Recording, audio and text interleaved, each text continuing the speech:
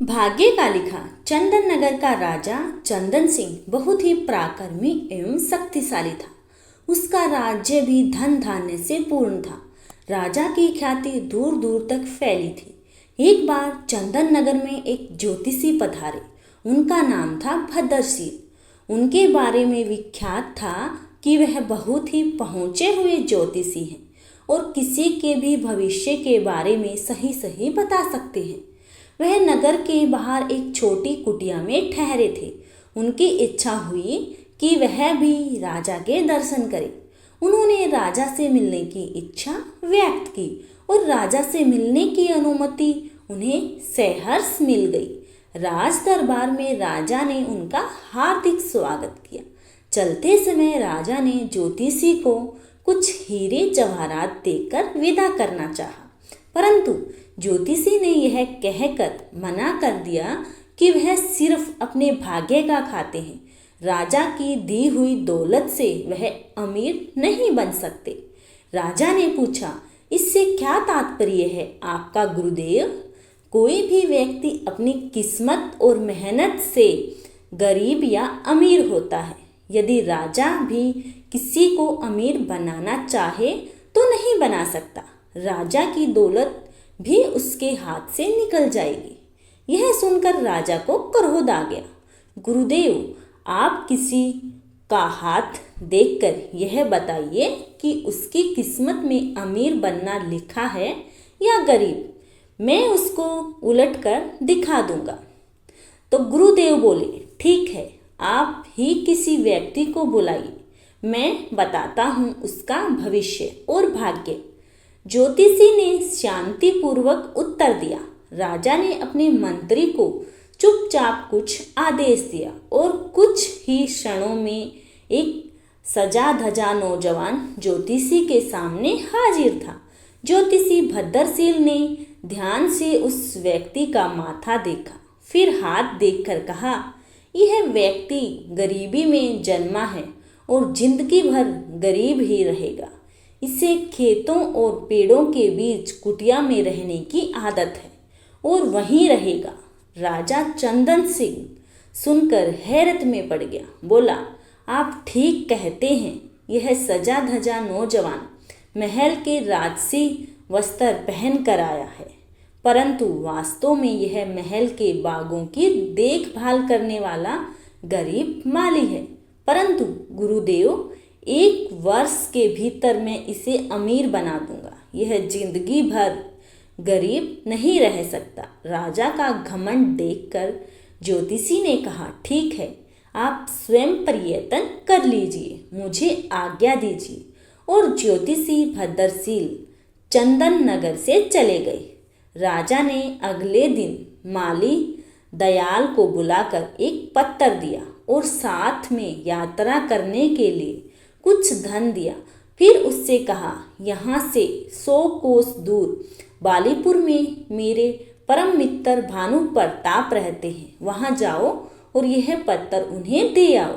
सुनकर दयाल का चेहरा लटक गया। वह पत्र लेकर अपनी कुटिया में आ गया और सोचने लगा, यहाँ तो पेड़ों की थोड़ी बहुत देखभाल करके दिन भर आराम करता हूँ। अब इतनी गर्मी में इतनी दूर जाना पड़ेगा, परंतु राजा की आज्ञा थी, इसलिए अगले दिन सुबह तड़के वह चंदन नगर से पत्थर लेकर निकल गया। 2 गांव पार करते वह बहुत थक चुका था और धूप चढ़ने लगी थी।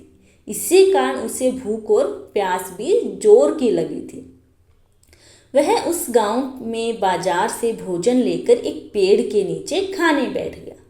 अभी आधा भोजन ही कर पाया था कि उसका एक अन्य मित्र जो खेती ही करता था मिल गया।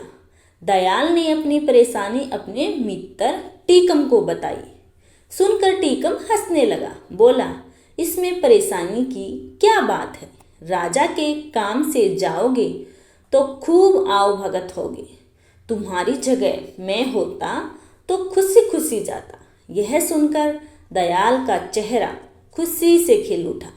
तो ठीक है भैया टीकम, तुम ही यह पत्र लेकर चले जाओ, मैं एक दिन यहीं आराम करके वापस चला जाऊंगा।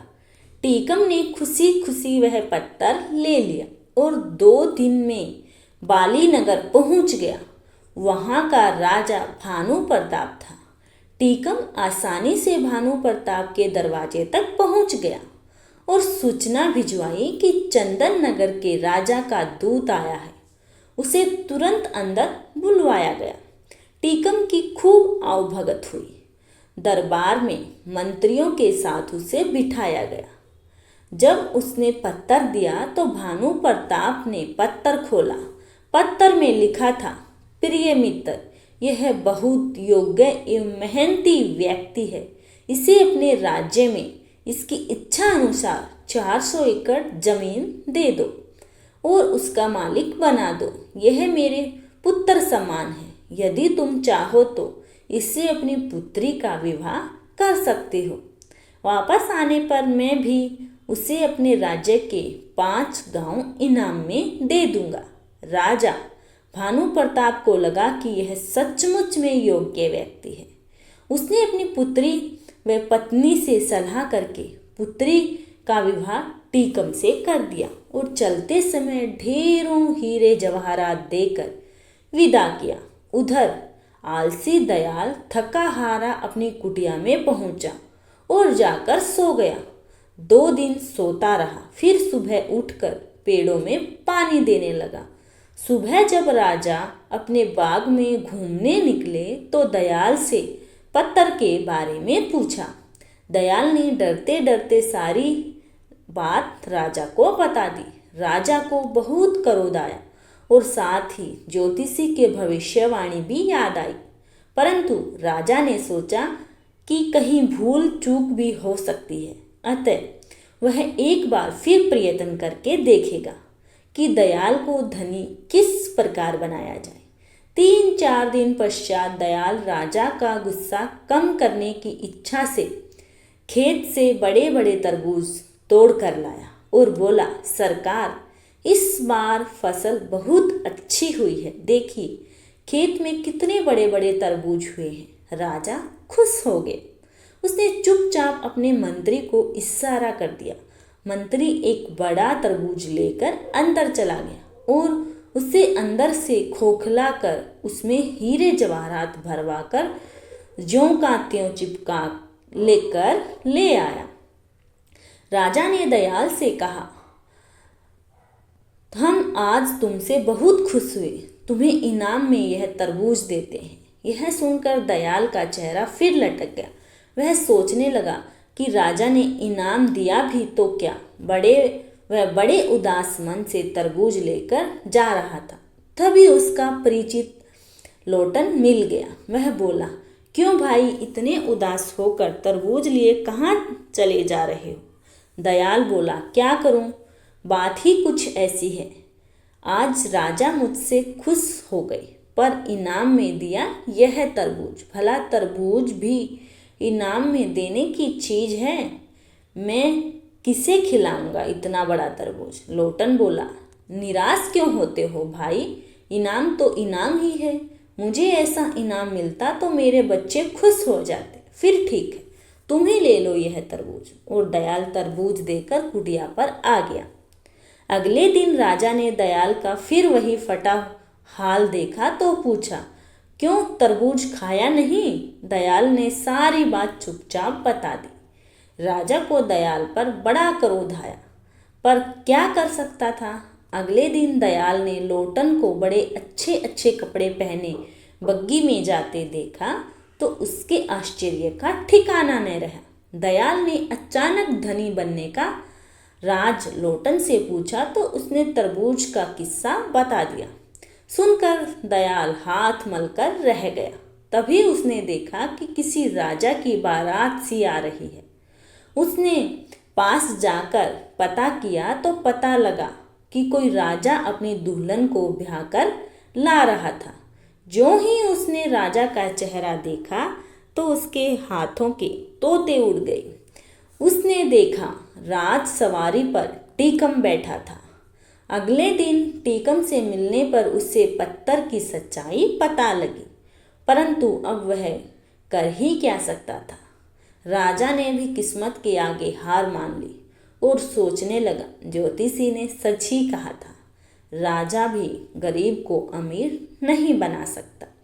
यदि उसकी भाग्य में गरीब रहना लिखा है तो अब राजा ने ज्योतिषी को भद्रशील को बहुत ढूंढवाया पर उनका कहीं पता नहीं चला। दोस्तों, जिसके भाग्य में गरीब होना लिखा है तो उसको कोई राजा भी अमीर नहीं बना सकता। इसलिए प्रेम से बोलिए हर हर महादेव। धन्यवाद दोस्तों। जिसको भी यह कहानी पसंद आई please like share and subscribe my channel. धन्यवाद।